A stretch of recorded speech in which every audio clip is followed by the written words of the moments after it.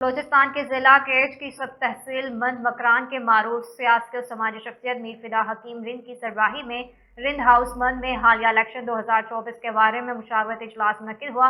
इजलास में मंद और दश्त के मोतबरीन सियासी और समाजी शख्सियात शामिल थे। इजलास में मीर फिदा हकीम रिंद ने शिरकत से खिताब करते हुए कहा कि मंद और दश्त की पसमानगी के जिम्मेदार साबका मुंतखब नुमाइंदे हैं। सब तहसील मंद गुज़श्ता काफ़ी अरसा से मिसाइल का आमाजगाह बन चुका है। मंद में सेहत और तालीम के शोबा तबाही के दहाने पर पहुंच चुके हैं। सिविल अस्पताल मंद में मेल और लेडी डॉक्टर्स की कमी है। दूसरी जानिब गवर्नमेंट हायर सेकेंडरी स्कूल सोरो मंद के टीचिंग स्टाफ की भी बहुत सी असामियाँ खालिद हैं।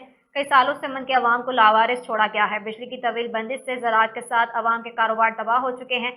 मीर फिदा हकीम ने मजीद कहा कि अवाम के वोट की कोई कदर नहीं करता, क्योंकि मुंतखब नुमाइंदे पैराशूट से आते हैं। उन्होंने मजीद कहा कि मैं फिलहाल बहैसियत आज़ाद उम्मीदवार हल्का PP 28 मंद दश्त बलंगोर गोगदान की निशिस्त पर इलेक्शन में हिस्सा लूंगा। अवाम की ख्वाहिश पर मैं इस दफ़ा 2024 के इलेक्शन में हिस्सा ले रहा हूँ। इंशाल्लाह 8 फरवरी के सूरज के हक और सच की जीत से तुलू होगा। 8 फरवरी को मुखालफिन की शिकस्त यकीनी है। उन्होंने कहा कि बहुत जल्द मंद दश्त गोगदान और कोशकलात में इंतखाबी जलसा मुनक्किद किया जाएगा, जबकि किसी पार्टी में शमूलियत के लिए इलाके के मोतबरीन और हम ख्याल साथियों के साथ मुशावरत मुकम्मल होने के बाद बाकायदा प्रेस कॉन्फ्रेंस से किसी पार्टी में शमूलियत का ऐलान किया जाएगा।